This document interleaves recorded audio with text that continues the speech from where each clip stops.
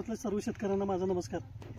साहेब, आपण एक टेक्निकल मागाशी आपण व्हिडिओ केला बरोबर, पण मला आता हे जर टेक्निकल पाहिजे. सगळ्या शेतकऱ्यांना समजा वाटाण्याचं विक्रमी उत्पन्न घ्यायचं तर त्याचं टेक्निकल सगळं त्या शेतकऱ्यांना माहीत पाहिजे. किती खर्च झाला, ही नेट लावली ती कशासाठी लावली, किती फुटाची नेट आहे, त्याला खर्च किती आला, क्षेत्र एकूण किती, 2 सरीतलं अंतर किती, रोपातलं अंतर किती, बेसल डोस टाकलाय कुठला, फवारण्या कुठल्या घेतल्यात, कीटकनाशकाच्या काय फवारण्या घेता का नाही घेत, तर का घेत नाही, ह्या सगळ्याची उत्तरं महाराष्ट्राला मिळाली पाहिजेत.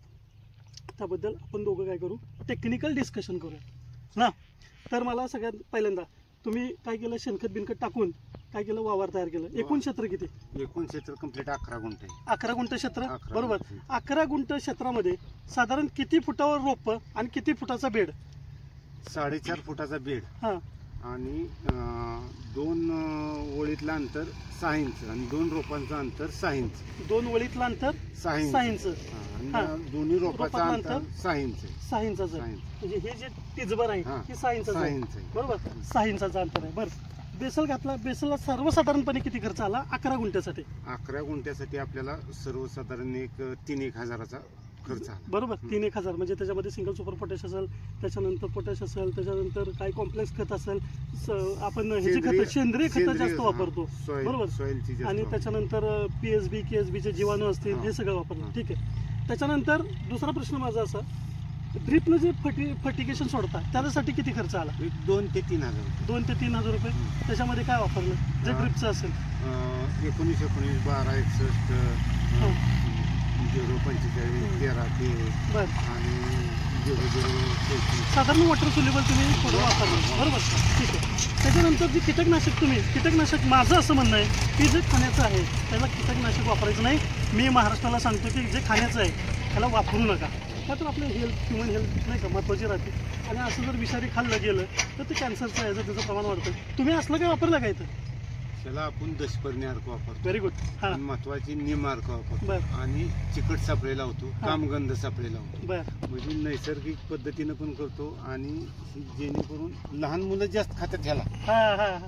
मला आता मोह आवरला ना हे खायचा. मी घेतलं की पटकन तोंडात टाकलं. पण नंतर नाही का माझा बऱ्याच वेळा मी प्लॉटला गेलं की असं खात नाही. कारण शेतकरी काय करतो, कीटकनाशकाचा इतका भडीमार करतो आणि ते खाऊ वाटत नाही ना. तसं तुम्ही आता म्हणलं की दशपर्णी अर्क वापरला बरोबर. काय स्वतः तयार करता? स्वतः तयार करतो. बरं. माझ्याकडे आता अवेलेबल 5 लिटर. किती दिवसात करता? मी 3 महिन्यातच करतो. 3 महिन्यात एकदा करता. पण फवारणी किती दिवसात करता? तिसऱ्या दिवशी फवारणी असते. बरं. नेट जी तुम्ही वापरली साधारण किती फुटाची नेट आहे? 4.5 फुटाची नेट. केवढ्याला बसते? हे सरासरी 16,000 रुपये खर्च येतो या आपल्याला. किती वेळा वापरून होते? हे 5 वर्ष चालते. 5 वर्ष. म्हणजे 5 ते 6 वेळा आपण वापरू शकतो. वापरू शकतो. बरं. साधारण 16,000 रुपये खर्च त्याचा. 16,000 रुपये. टोटल 11 गुंठ्यात किती खर्च आला? टोटल 11 गुंठ्यात आपल्याला 30,000 रुपये खर्च आला. 30,000 रुपये खर्च आला. मल्चिंग पेपर, ठिबक आणि तार काठी आणि जाळी.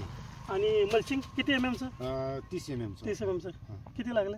त्याचा खर्च किती? त्याचा खर्च 4200 रुपये आला बरोबर. म्हणजे ह्या खर्चाचं नियोजन पण महत्वाचं आहे. काल मला तुम्ही सांगितलं की पहिला तोडा झाला, केवढ्याला गेला? काल 60 किलो तोडा झाला. 8,000 रुपये झाले.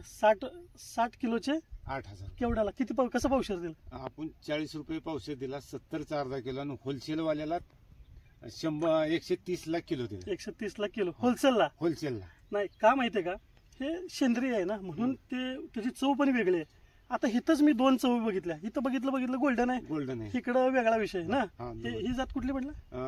12 नंबरची अडवांटा कंपनी. नवीनच आपल्याला पहिल्यांदा दिली. तर ह्याची चव वेगळी आहे, त्याची चव वेगळी आहे बरोबर. शेंग बी चांगली मोठी आहे. याला शेंगाला साईज मोठी. दाणं किती येते साधारण? दाणं सरासरी 9 पासून 11 पर्यंत आहे बरोबर. एका झाडाला शेंगा किती? एका झाडाला सुरुवातीचं आता फ्लावरिंग होतं, मी ज्या वेळेला मोजलं होतं त्यामुळे 8 पासून 15 पर्यंत होते. म्हणजे 15-16 शेंगा एका झाडाला. फुलं किती साधारण? फुलं 40-30 पर्यंत होते. 40-30 फुलं. या सगळ्याचं कॅल्क्युलेशन करून आपलं उत्पन्न निघतं बरोबर ना. हेच मला फक्त महाराष्ट्राला सांगायचं. एवढा बारकावा तुम्ही बघा बरोबर. एवढ्या बारकाव्याने शेती करा तर ती व्यावसायिक शेती आपली 100% होईल, सक्सेस होणार. हा, एवढं सांगायचं. जरी अंधार एकजूट हो आज दिवा ते उतेज धावर